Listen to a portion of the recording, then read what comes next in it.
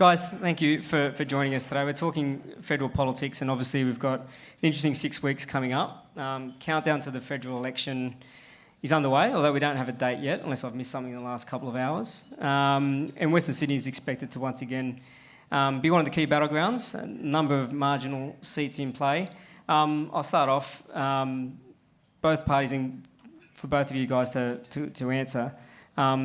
Obviously, there's going to be a bit of a ramp up in respective campaigns over the coming weeks.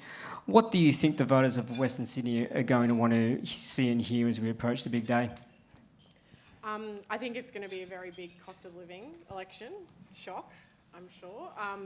Obviously, petrol's a big thing at the moment. The excise's relief is obviously very welcome. Maybe people will be wanting to see a bit more of a long-term solution on that. Certainly some more action in terms of making housing a bit more affordable, particularly for renters, because obviously some of these first home buyer grants things, they aren't any use to someone who can't actually manage to save up a house deposit. So I think that'll be a big one, and I think just generally people after the couple of years that we've had just want the kind of measures that make it easier for them to look after their families, whether it's young kids and childcare, whether it's older parents and aged care, whether it's just having better access to a GP. I think those kind of measures will be the things people will be happy to hear about. Yeah, I agree. One of the major things that we're seeing on the ground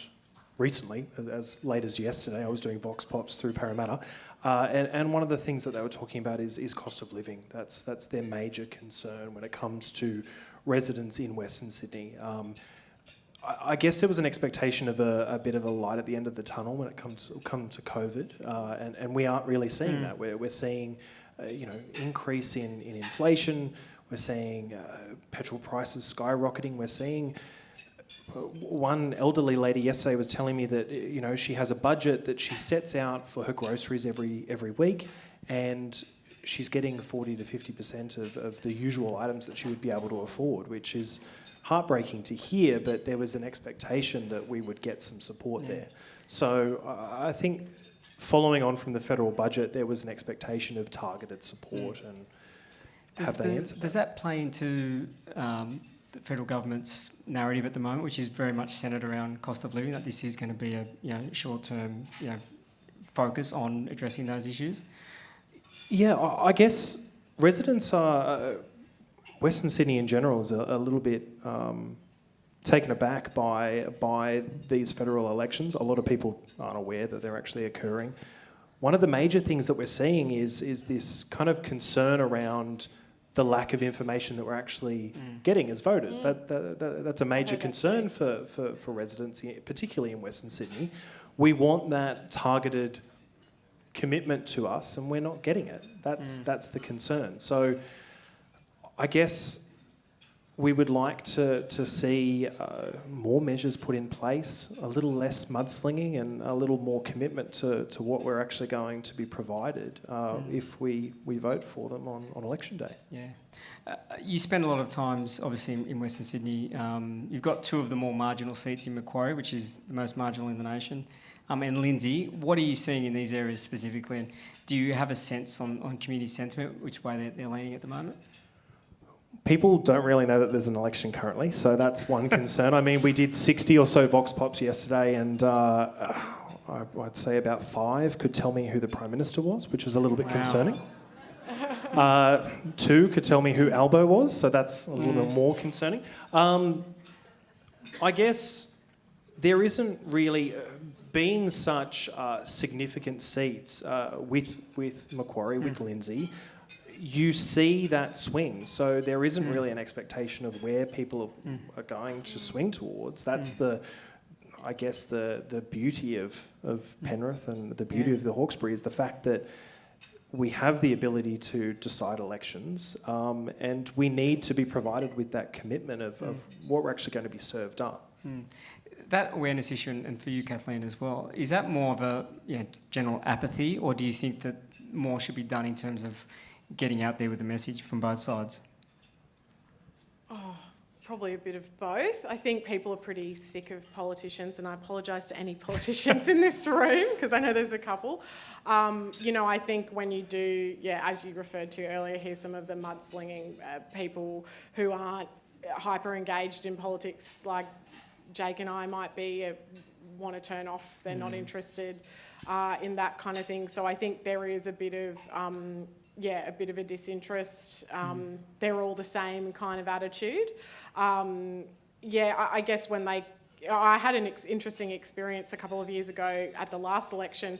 I went out to Penrith to Lindsay, and Melissa McIntosh did a street walk with John Howard, and I had never seen people engage with a politician like people in Penrith did with John Howard, which I was quite shocked by.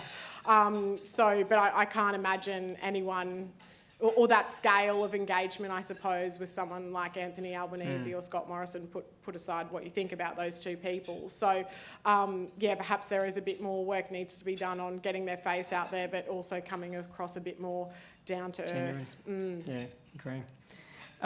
Federal budget last week, you've touched on, wasn't overly surprising, very much focused on trying to provide some short-term relief for residents, which for those in Western Sydney, as you mentioned, would be welcome. But did it go far enough? And secondly, in terms of the longer term play, there was very little in the budget for some of our sort of growth industries. I'm talking tertiary in particular for Western Sydney, manufacturing another.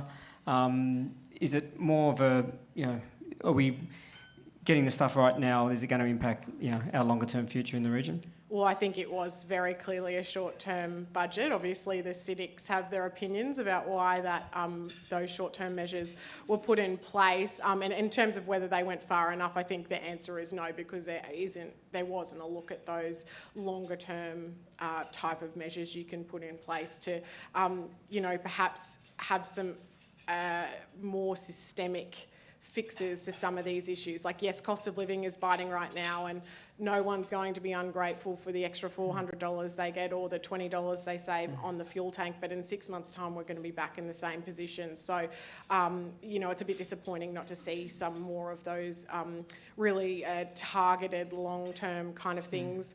I think, I always think people talk about wages growth and do regular people really truly understand what that is? And I think clearly something needs to be done about making wages better. I think the projections are that it's going to be, after inflation, 0.25% improvement on wages. Labor's saying they can do better.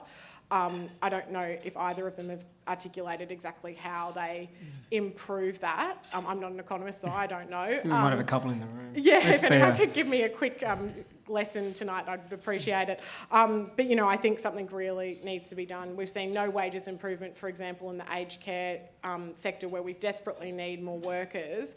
Labor has come out with their policy of saying they're going to, meet that recommendation when it comes through. But that obviously indicates that, there's a desperate need for workers in aged care, and their wages aren't getting pushed up without some, affirmative action, if I can use that term. Yeah. So I think, we've got to look a bit more outside of the box perhaps with this. Yeah.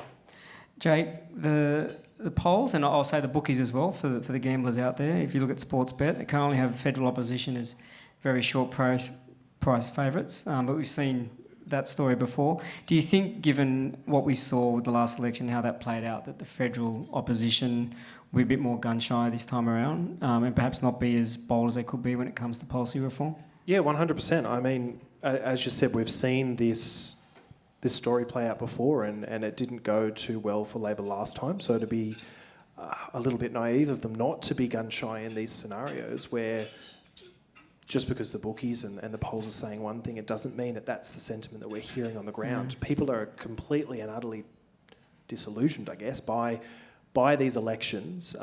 So I do feel that if Albo wants this, he's going to need to knuckle down and be the working class man and commit to the people and see what he has to offer. I guess one of the main things that he said to me after the 2019 elections was, he wanted to focus on grassroots community issues. He wanted to see a nationwide master planning unit installed. He wanted to ensure that investment in infrastructure was fast-tracked across Western Sydney.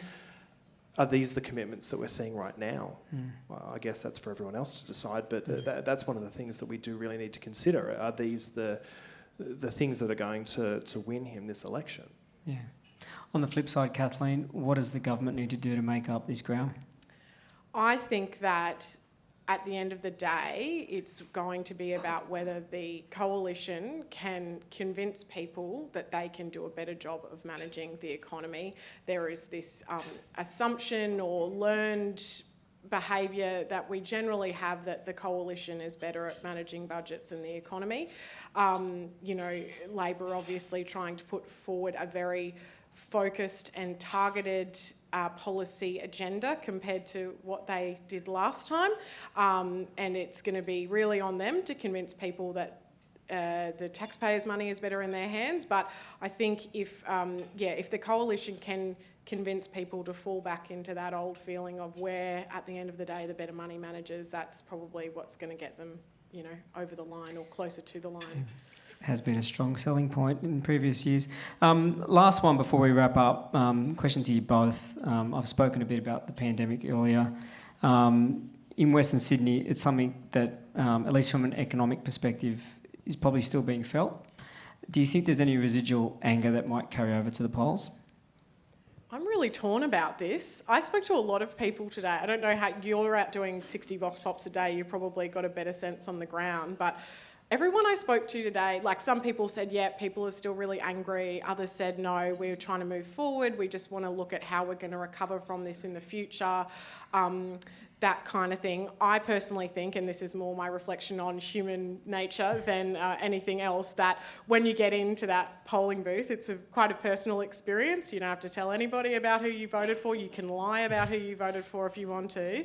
And I think that it will be a hard thing to go into the polling booth this year and not think about what has happened over the last year or two. And if I, looking at from Western Sydney perspective, about what hardship was suffered here and what division was stoked here compared to the eastern suburbs. So I think it might bubble up a bit, but what are you hearing on the ground? Yeah.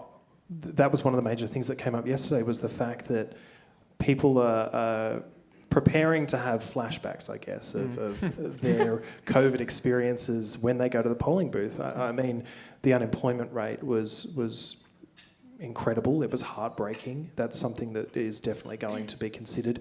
I guess a lot of small business owners are going to have concerns around that reflection of, I guess, the speediness of the support that they were provided, and there were a lot of concerns around the number of hoops that they had to jump through in order to actually receive that support from the federal government. So that's something that we need to consider as well. There is going to be that kind of sentiment of concern, and we're definitely going to see people thinking about COVID and thinking about the issues that they face when they head to the polls. Yeah. Well, I think we're out of time. Thank you both for your time and insight tonight. I think it's going to be an interesting 6 weeks or so in Western Sydney.